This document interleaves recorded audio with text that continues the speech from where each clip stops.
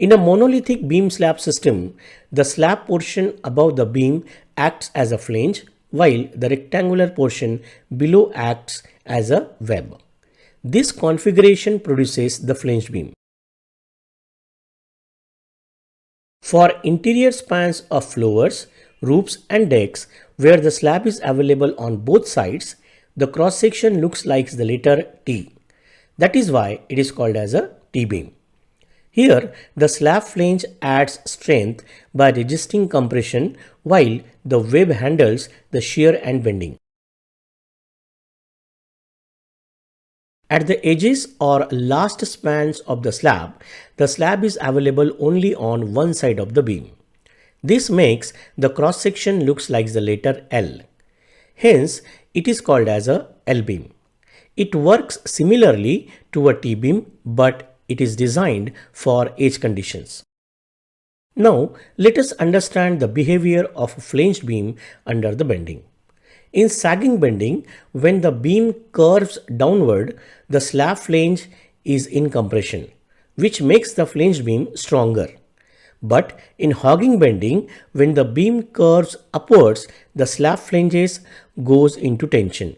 In this case, the beam behaves more like a rectangular beam, and we need to design it accordingly. So, whether it's a T-beam in the interior or an L-beam at the edge, both are clever ways to using the slab and beam together to carry loads more efficiently. In this video, we will analyze a flanged beam and determine its ultimate flexural strength for different sizes and reinforcement details. Let us begin with a typical cross-section, a T-beam. Here, the width of the compression flange is denoted by BF. The width of the web is denoted by BW, and the depth of the flange is denoted by DF.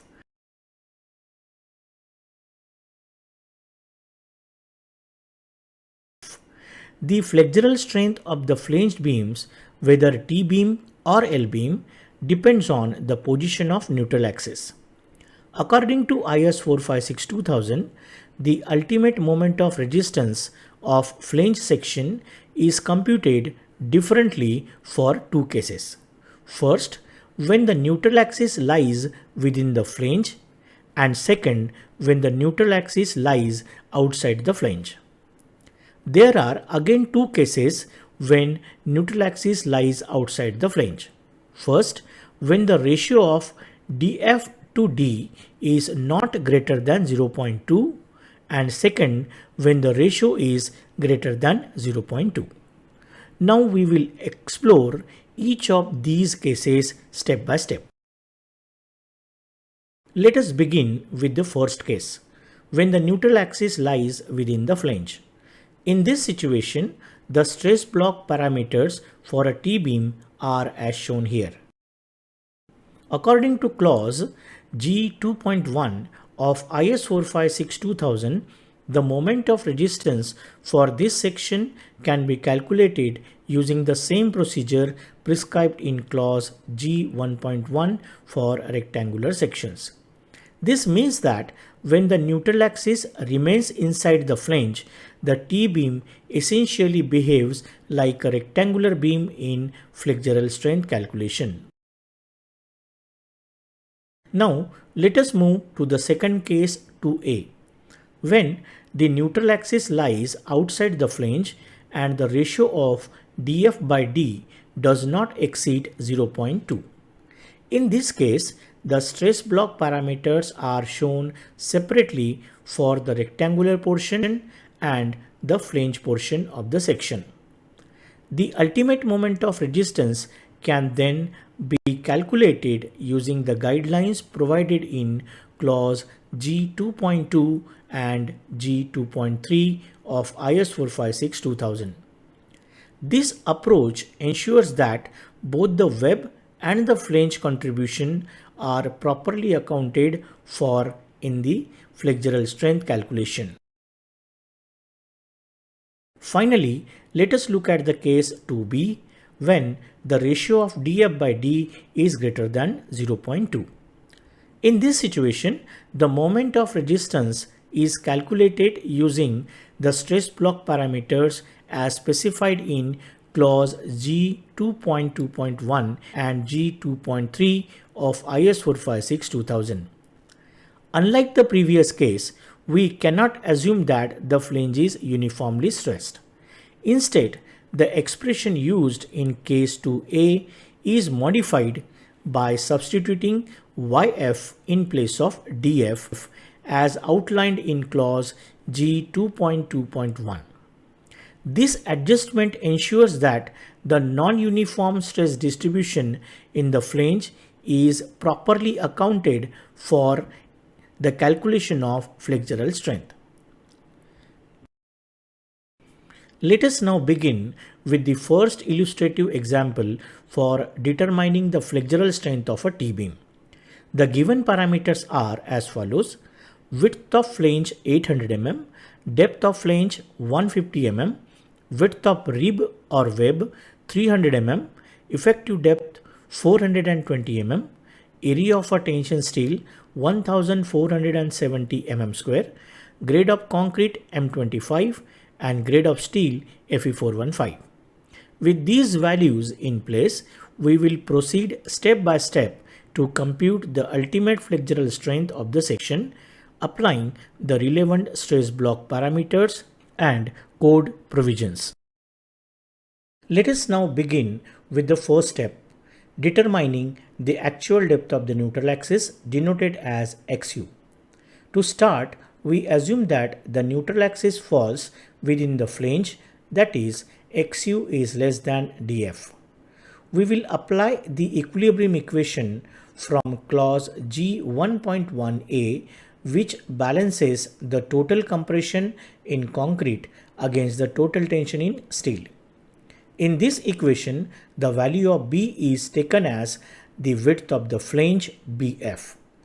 After substituting the given values and solving, we find that the ratio XU by D comes out to 0.175. Next, we compare this with the permissible limits specified in clause 38.1. For Fe415 steel, the limiting value XU max by D is 0.48, which is greater than our calculated ratio. This confirms that the section is under reinforced. Next, let us compute the actual value of XU using the ratio XU by D. The calculation gives XU equal to 73.5 mm, which is less than the depth of the flange.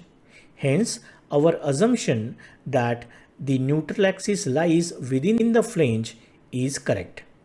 Therefore, the section can be treated as a rectangular section with width equal to the flange width for determining the moment of resistance. For this, we use the expression given in clause G 1.1b. After substituting all the values, and ultimate moment of resistance is found to be 206.72 kN meter.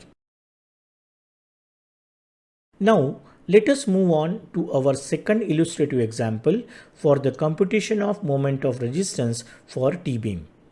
The given parameters are as follows: width of flange 1300 mm, thickness of flange 100 mm, width of web 325 mm, effective depth 600 mm, area of a tension steel 4000 mm square, grade of concrete M20 and grade of steel Fe415.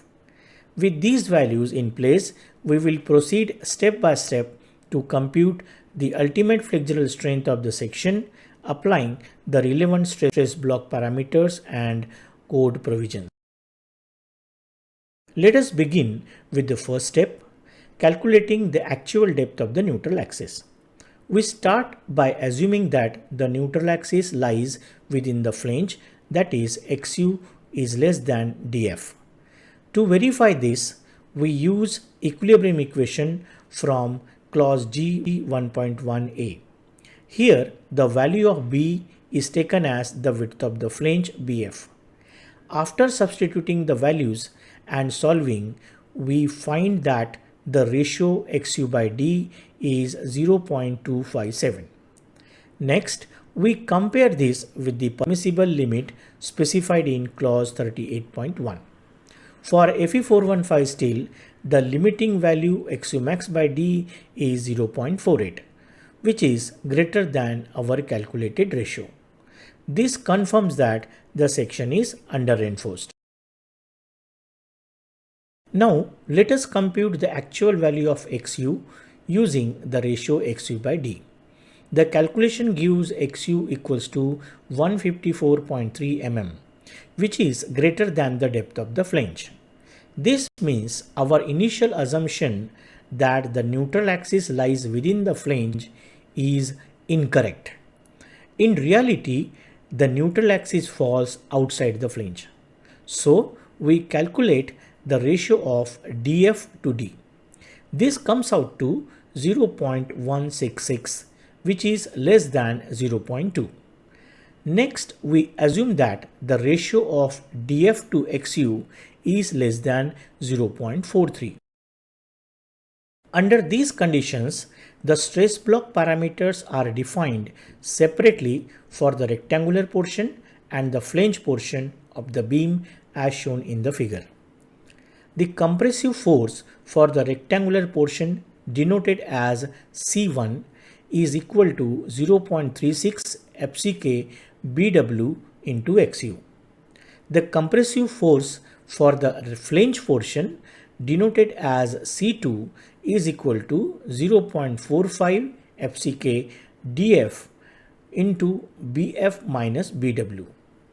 The tensile force T remains the same for both portions and is given by 0.87 AST into Fy. The depth of neutral axis can now be determined using these stress block parameters by applying the compatibility condition, that is, total compression equal to total tension. This is C1 plus C2 equals to T. After combining the expression of C1, C2 and T, we get final expression as shown here to determine the neutral axis.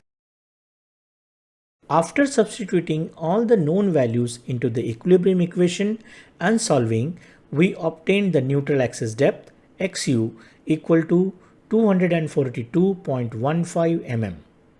Next, let us check the ratio of DF to XU. We had assumed this ratio to be less than 0.43. The calculated value is 0.413, which is indeed satisfies the assumption. The limiting value of XU max for Fe415 grade steel is 288 mm. Now let us summarize the conditions. The ratio of DF to D is less than 0.2.